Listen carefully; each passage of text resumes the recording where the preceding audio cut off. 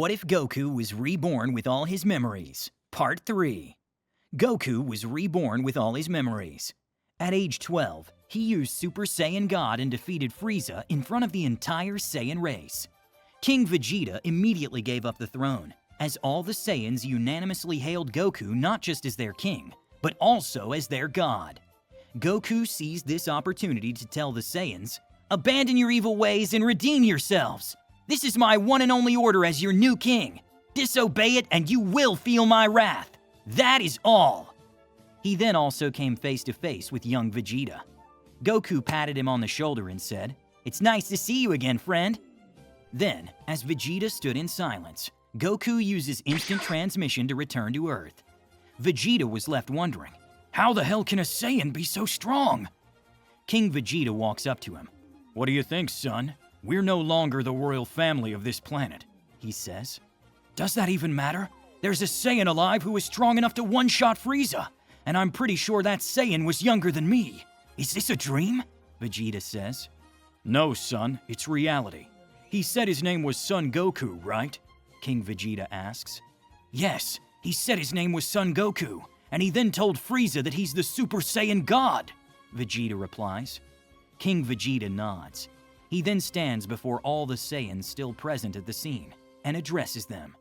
"Listen, I say this not as your former king, but as a fellow Saiyan. To commemorate this glorious victory over Frieza, how about we rename our planet in the honor of the man who defeated Frieza? Our new king, Son Goku!" Everyone cheers. Both Bardock and Guinea smile as the planet is renamed Goku. "Are you sure you don't want to tell everyone that it was our son?" Guinea asks Bardock. "No, this is all right. He introduced himself as Son Goku after all," Bardock replies. Back on Earth, Goku appears at Kami House. "Hey guys, I'm back!" he shouts as he walks through the door. Krillin looks up from his training. "Goku, where have you been? You just vanished!" Master Roshi adjusts his sunglasses. "Welcome back, Goku. You look like you had fun. What happened? Come on, tell us." Goku grins. "You'll never believe what happened." "Haha, knowing you, anything is believable," Krillin replies. "Well, I went back to my home planet and defeated a really strong guy named Frieza," Goku replies. "Frieza what?" Roshi asks. "So Frieza is this galactic overlord who's in the business of colonizing and selling planets. He thinks of himself as the emperor of the universe, but I took him down in one punch," Goku replies. "Honestly, I still haven't come to terms with the fact that you're an alien, Goku," Krillin adds.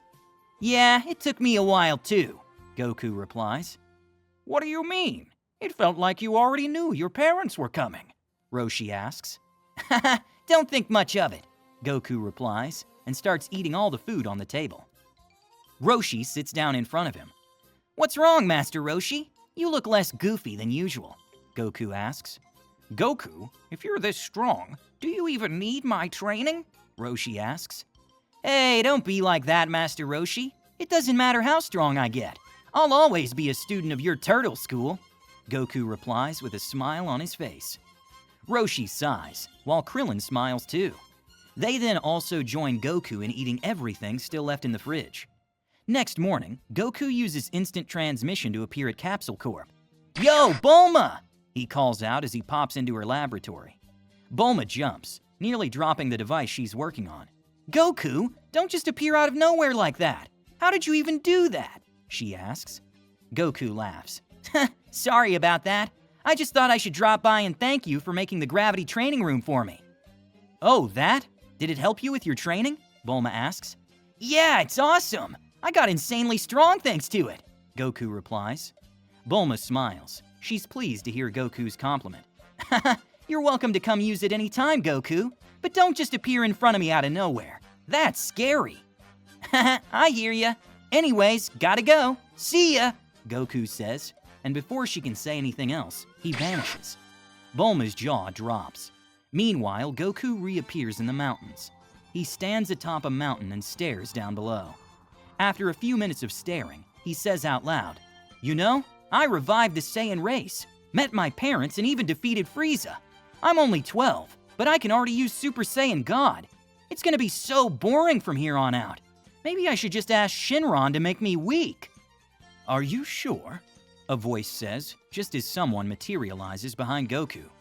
Wait, for real? It's Whis, Goku says, after turning his head around. Oh, you already know me? That is very surprising, Whis says. Ah, yes. We've never met in this timeline. So what are you doing here, Whis? Goku asks. I was observing when you defeated Frieza with your Super Saiyan God transformation. My lord is currently asleep, but I wanted to meet you in person to see if you're the Super Saiyan God from the prophecy or not, Whis asks. You bet it's me. In fact, I can't wait for Lord Beerus to wake up, Goku says. Interesting. So you know about the prophecy and about Lord Beerus as well. Who are you, Son Goku? Whis asks with curiosity. I guess there's no point in hiding it. I was reborn with all my memories, but in my previous life I was acquainted with you and Lord Beerus. Heck, Earth is eventually going to be your favorite place, Goku says. Reborn, you say? All right, let me check, Whis says. He then waves his staff over Goku's head and nods. I just checked all your memories. It appears that you can use Ultra Instinct as well. Very impressive indeed, Whis replies. Whoa, you can even see memories? That saves me the trouble of explaining. I'm strong enough to protect this planet from pretty much every kind of threat. What do you think I should do, Whis? Goku asks. Well, for starters, let us have ourselves some hot and yummy yakisoba, shall we? Whis says with a watery mouth. Oh yeah, you saw the memories. All right, let's have some yakisoba, Goku replies. He uses instant transmission and appears at Capsule Corp together with Whis. Yo, Goku says, while Bulma freaks out again. Dude, you need to stop showing up out of nowhere. I need my privacy, you dummy. Don't scare me like that, Bulma says. What do you mean privacy? We're in the lab, Goku says. Just say what you came here for and who the heck is this clown? Bulma replies. She's annoyed. Oh my, calling me a clown. That is not very polite, is it? Whis says with a subtle laughter. Bulma, he may not look like it, but he's by far the strongest being in the entire universe, Goku says. Yeah, enough with the jokes. What do you need? Bulma asks. I don't have any money.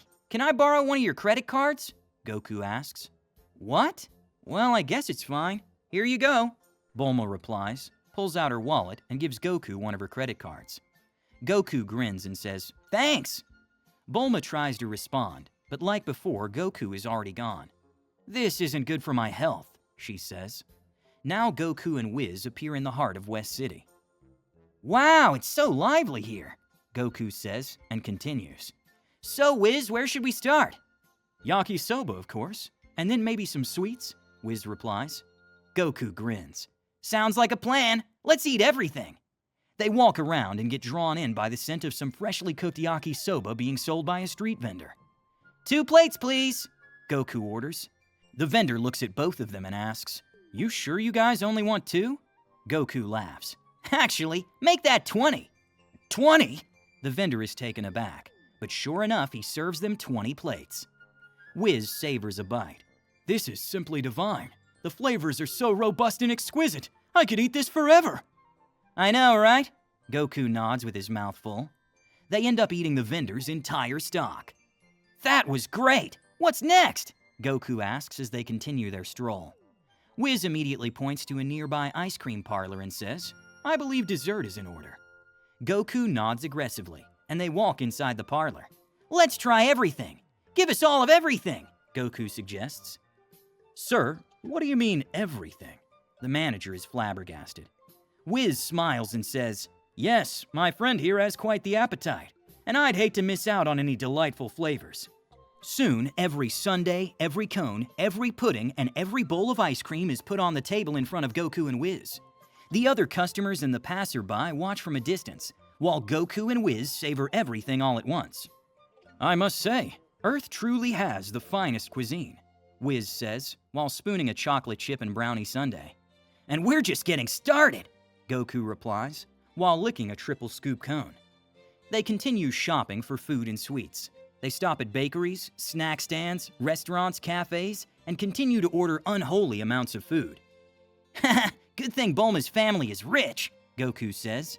Meanwhile, back at Capsule Corp, She receives a stupid number of transaction alerts on her phone.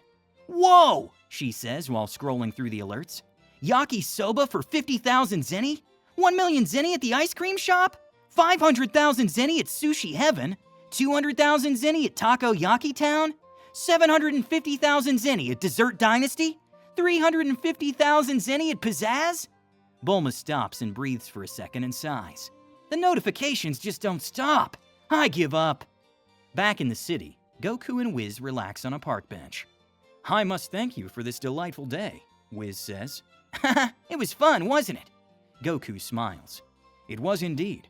Very well then, excuse me, Goku. I'll be heading back now," Whis says. "Huh? Already? Come on, spend a few days here. I was planning on asking you to spar with me for a little bit." Goku replies. "I'm afraid we'll have to postpone that for another time. As an angel, it is my job to be with Lord Beerus," Whis states. "Yeah, but isn't he asleep?" Goku asks. "That doesn't change what I have to do," Whis replies. "All right, I'll just come to Planet Beerus myself next time," Goku says. "Well, make sure to bring enough snacks and sweets, and then I'll think about sparring with you," Whis replies and vanishes. Goku looks at the credit card and wonders. Maybe I should give it back, huh? He flies to Capsule Corp and goes inside. "Bulma, your friend is here," Bulma's mother, Mrs. Brief, calls out to her.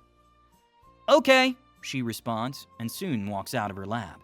"Hey, Bulma, I didn't suddenly appear in front of you like last time," Goku says. "Yeah, thanks for using the door this time," Bulma says sarcastically. Then she pulls out her phone and shoves it in Goku's face. "But what the hell's this? Do you have any idea how much you spent today?" Goku scratches his head while looking at Bulma's phone. "Oh wow, that's a lot of numbers. 10 million zenny, Goku! 10 million! That's way more than my monthly allowance," Bulma says, while waving her arms frantically. She then continues, "Were you trying to eat the entire city?" "Well, Whis and I were really hungry," Goku says politely. "Sorry, Bulma, I didn't know it would be that much." Mrs. Brief is watching the whole scene while watering her plants. She smiles and says, "Oh my, did you two have a nice food tour of the city? How wonderful." "Mom, this isn't funny," Bulma says, but Mrs. Brief just continues smiling. Now, dear, you know your father and I always say you should treat your friends well," Mrs. Brief says cheerfully. She then continues, "Tell you what, I'll just raise your monthly allowance to 20 million zenny. That should cover these little adventures." Bulma's jaw drops. "Whoa, really?" "Yes, dear, enjoy," Mrs. Brief replies. Goku grins. "Thanks, Mrs. Brief, you're the best." He then pulls out the credit card and hands it to her. "Well, thanks for the credit card, Bulma. I'll let you know when I need it again." "Wait, what do you mean again?" Bulma asks, but Goku has already vanished. He appears at Kami House. "Goku, you missed today's training," Krillin says. "Haha, sorry, I'll do it right now," Goku replies. Ah, so you're still interested in this old-timers training, huh? Roshi asks. "Of course. As I said, the Turtle School is where it all began," Goku says, while dropping into his classic martial arts stance.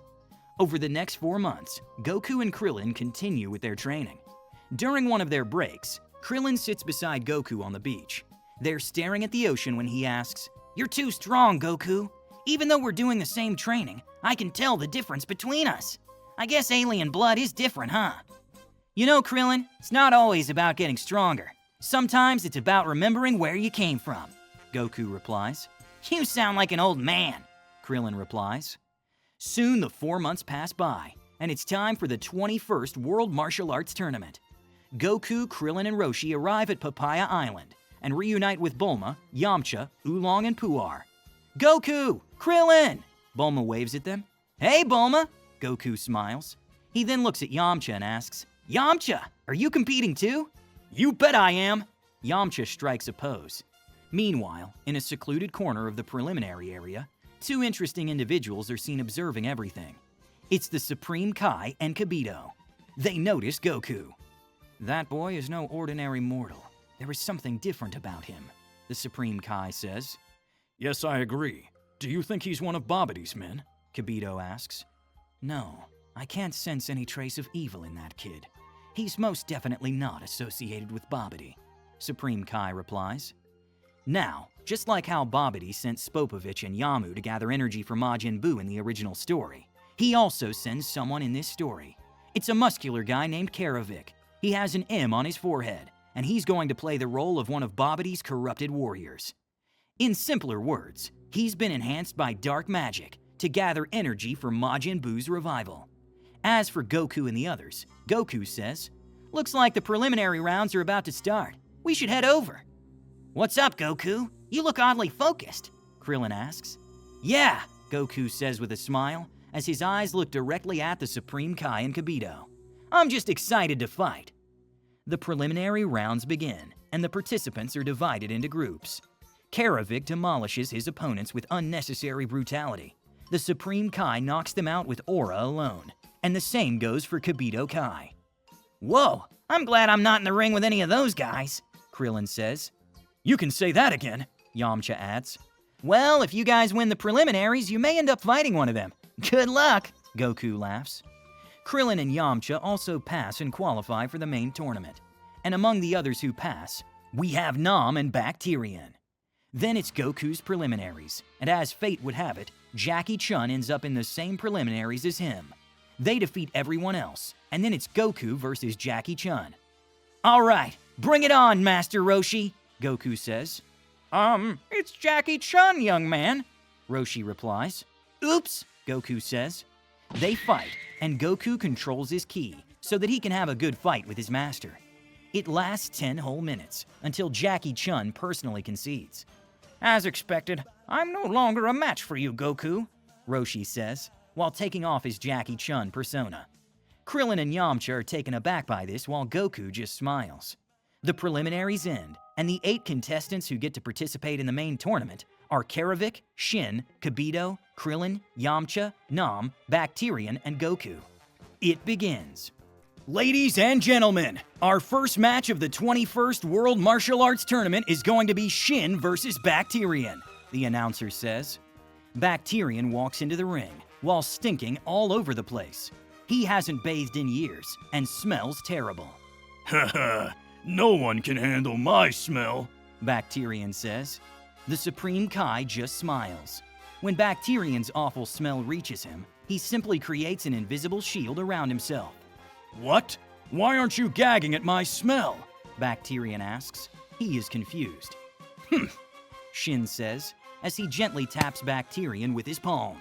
This sends the smelly man flying out of the ring. Bacterian is out. Shin wins, the announcer declares. Match 2 is Nam versus Yamcha. Wolf Fang Fist! Yamcha attacks first with his special move, because he already knew that he won't be able to win a battle of attrition against Nam. But unfortunately for him, Nam blocks his attack. You fight well, Yamcha. Yamcha continues, but Nam also continues to dodge. Nam then jumps high in the air. This is my special move. Cross-arm dive, he says, while attacking Yamcha from up above. Yamcha is knocked out. Nam wins by knockout, the announcer declares. Match 3 is Goku versus Kibito. Who are you? You're no ordinary kid, Kibito asks out of pure curiosity. Don't mind me, Goku replies. The fight starts, and both of them trade powerful punches. The entire arena shakes. What's wrong? Why are you not using your full power? Goku asks Kibito. I have my reasons, Kibito replies.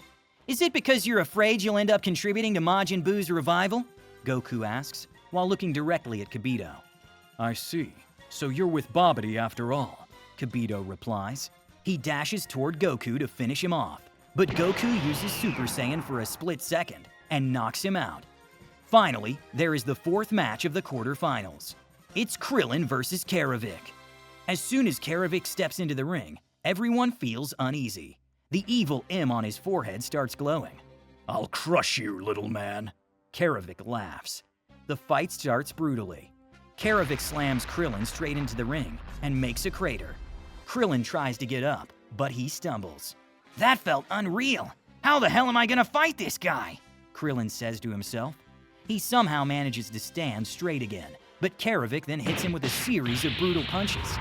The crowd gasps and falls silent as Krillin is beaten senseless.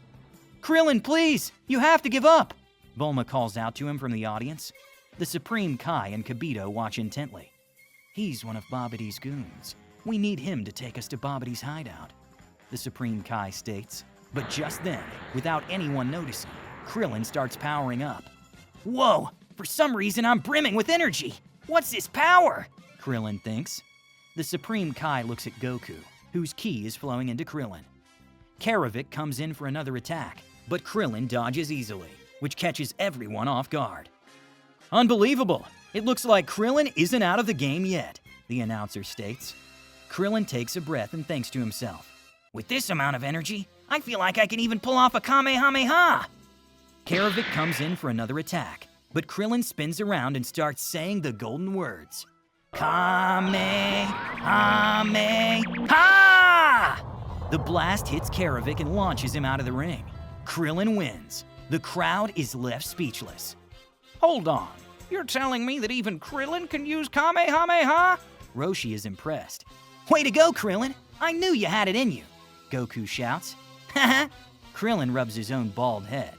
Next, it's time for the semi-finals. First, it's Goku versus Shin. The two of them take their positions in the ring. Kibito told me something interesting. You seem to know about Majin Buu, Supreme Kai asks Goku. Goku smiles. Hey, I was wondering when you'd bring that up. Who exactly are you, Son Goku? Shin asks. Let's get started with our fight. I'll answer your questions later, Goku replies. He then launches forward with incredible speed. The two exchange punches and kicks, but don't exert too much force. Your power, it's extraordinary for a mortal, Shin says while blocking Goku's kick. You haven't seen anything yet, Goku replies. The Supreme Kai creates an energy barrier, but Goku bypasses it as naturally as he breathes and lightly kicks Supreme Kai. He then leans in closely and says, Don't worry about Majin Buu. Even if he's revived, I can handle him. You speak as if you've faced him before, Shin asks. He's taken aback. Maybe I have, Goku replies. However, he suddenly stops and points up in the air. Look, he tells the Supreme Kai. Karavik is seen flying away at high speed. He's heading to Bobity's ship. We have to follow him, Shin says. He immediately takes off after Karavik, and Kibito also follows them. Goku stands there for a moment and scratches his head. Well, I guess I'll leave the tournament to Krillin, he says to himself. He then looks at Krillin and says, Sorry, Krillin, something came up. With that, Goku also takes off and follows them. They follow Karavik to a rocky wasteland, where Bobity's ship is hidden. This is it. Bobity's ship is underground, Supreme Kai says. So it seems, Kibito adds. But before either of them could say anything else, Goku yells, Hey, Bobity, come on out! What are you doing? This is no time to play around, Kibito says, just as the ground rumbles and the entrance to the ship opens. Well, well, what do we have here? The Supreme Kai himself has come to visit. Bobity appears and says. Dabura is seen standing right next to him. Bobity, I'm here to make sure that you suffer the same fate as your father, Supreme Kai replies. Now Bobity chuckles, but before he says anything to the Supreme Kai, Goku walks up to him. Dabura stands in front of Bobity and stops Goku from getting too close. You're no ordinary kid, are you? He says. That's right, Goku replies, goes Super Saiyan God for a split second, and slams Dabura into the ground. Dabura is knocked out immediately. What? Bobity is stunned. Whoa, he one-shotted the Demon King, Kibito says. Incredible.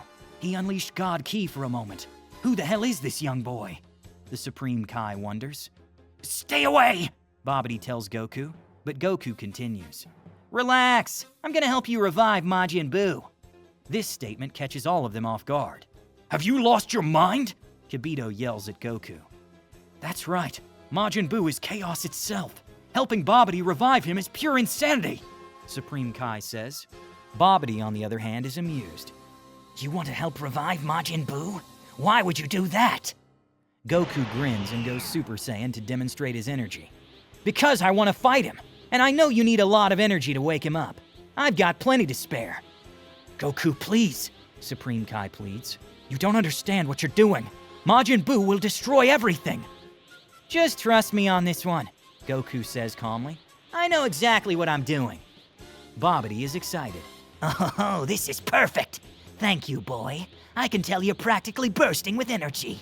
In fact, you might be the reason why Majin Buu's revival is going to happen earlier than expected, he says, and then takes the energy extraction device from Karavik.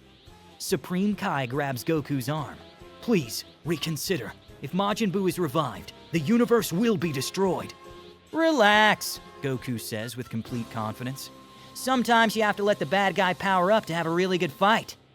Goku channels his ki and starts letting it flow into the extraction device.